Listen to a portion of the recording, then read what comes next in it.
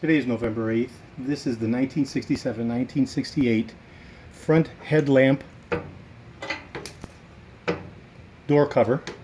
The retractable headlamp cover actually falls down in the default position and is elevated to a stop where it stops right here. This little lip to that stop stops it right here. Okay, and this design was used in the 1967 and 1968 Eldorado, where the headlamp cover door rises to cover up the headlamps when the lamps are off, and when the lamps are on, it goes to its default position for safety purposes by releasing vacuum and extracting the push rod and thereby lowering the mechanism. So this was a vacuum-based actuating system defined by the vacuum actuating canisters. This is the original design, and this is the design that I manufacture for all my Cadillac Eldorado friends. It has a clevis tuning fork type of connector, and in the original design it was all metal and they rusted and corroded. And up here at the locking bar there would be severe corrosion, and anytime you have the existence of corrosion, you're putting unnecessary friction on the mechanism, and that would prematurely wear out the vacuum-based canister. So this is the original vacuum-based canister. It's a metal on metal contact, susceptible to corrosion. So in the preferred embodiment, what I have is a nylon bearing inserted in there, so that prevents any type of metal on metal contact and also prevents any type of corrosion. The unit is mounted in the back tail on this standing rod and secured in place with a clevis pin as such. And you drop in the clevis pin and that retains it in place. Now, because we're dealing with a vacuum actuating device, we have an extending chamber and a retracting chamber. The push rod should never be pulled out. The unit has to be pre-primed under vacuum with a handheld vacuum beam pump is how I'm going to be doing this demonstration. But a mechanical pump would of course be much more efficient. So you align the tuning fork to the bracket, and you have the clevis pin with the washer and the hole for the cotter pin. Push it through as such and drop the cotter pin in place. Okay, and now our vacuum actuating canister is connected to the entire mechanism. Okay, as I said, the unit's been pre-primed. It has two vacuum ports, an extending vacuum port and a retracting vacuum port. The extending vacuum port extends the push rod. When the push rod is extended, the door lamp cover door drops. When the push rod is retracted through the extracting chamber, the push rod collapses inside to the canister, lifting up and covering over the headlamp covers. So the unit's already been pre-primed to its maximum extents in order to facilitate the installation for my friend Larry Reed out in Seattle, Washington, or his favorite machine shop or auto body or mechanic who's going to be installing this replacement unit. So the unit's already been pre-primed and extended. These rods should never be pulled or pushed by hand because the seals will be broken. Again, we have an extending chamber and a retracting chamber, and there's seals involved. If you physically, with your hand and force, collapse the rod or extend the rod, it'll breach the seal of the vacuum cavities, the extending cavity and the retracting cavity. So now that we're fully extended, I'm going to go ahead and connect the vacuum to the retracting chamber, and I'll go ahead and hand pump this thing. It'll be priming, and now we can see the push rod beginning to collapse and the door beginning to lift. This will continue to rise as the vacuum canister retracts until it reaches the stop here with the adjusting screw. And there we have now maximum retraction in the vacuum canister, full rise in the headlamp cover door, stopping to the mechanically adjustable threaded rod stop. Okay, that can be shortened to make it go a little bit higher. You will align that with the body trim of the car and the bumper of the car and make sure you have appropriate clearance.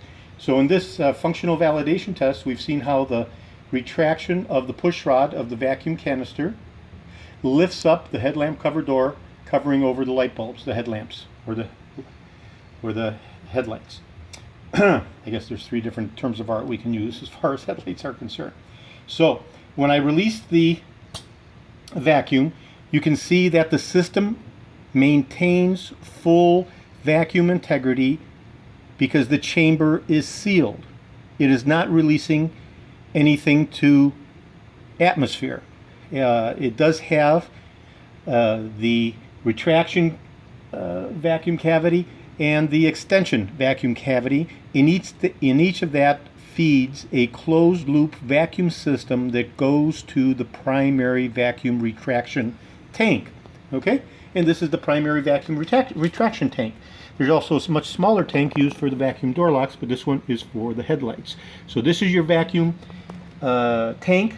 This supplies the vacuum even when the engine is off, because all vacuum for the 67 and 68 Cadillac Eldorado originates from the intake manifold.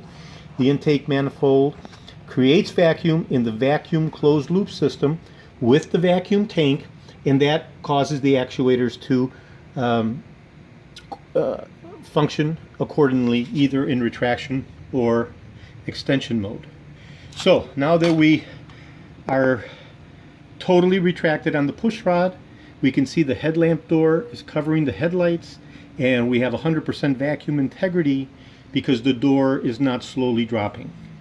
If there was a vacuum leak anywhere, either in the tank or in the hoses or in the canister, the unit would start shutting off.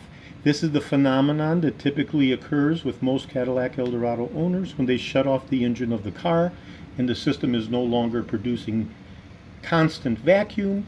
The absence of new constant vacuum being generated relies entirely then on the closed loop vacuum system.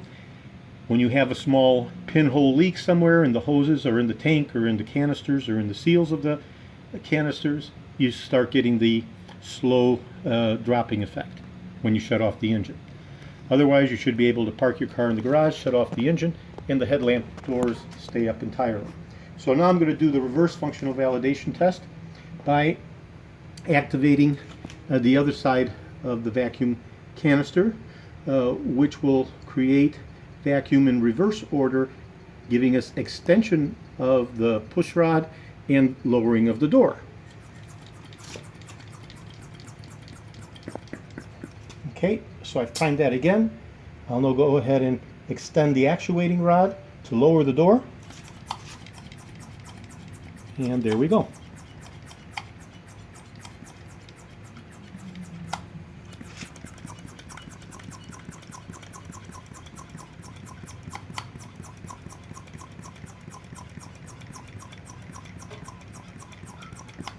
And we have completely lowered the headlamp cover door, and we have fully extended the push rod.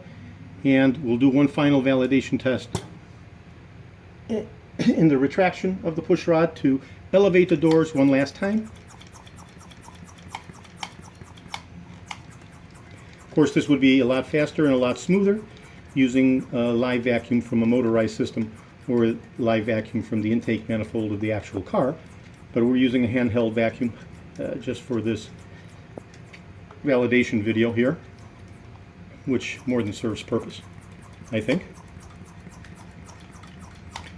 Okay, there we go. So this is the 1967-1968 Cadillac Eldorado retractable headlamp cover door cover system, vacuum based, and this is the extension retraction activator actuating canister for that headlamp cover vacuum system. The unit has been pre-primed. I'm going to go ahead and package it now and send it to my friend Larry Reed out in Seattle, Washington to replace his defective system. And again, these canisters and the push rods should never be extended by hand or pushed in by hand, but they should only be extended using the vacuum extension cavity and the vacuum retraction cavity. This is George in Florida. I have over 75,000 original vintage parts for the 1967-1968 Cadillac Eldorado. I restore the steering columns and the steering wheels, the power seat mechanisms, and I provide a wide variety of replacement and original vintage parts for the Eldorados. Today is November 8th. Thank you very kindly.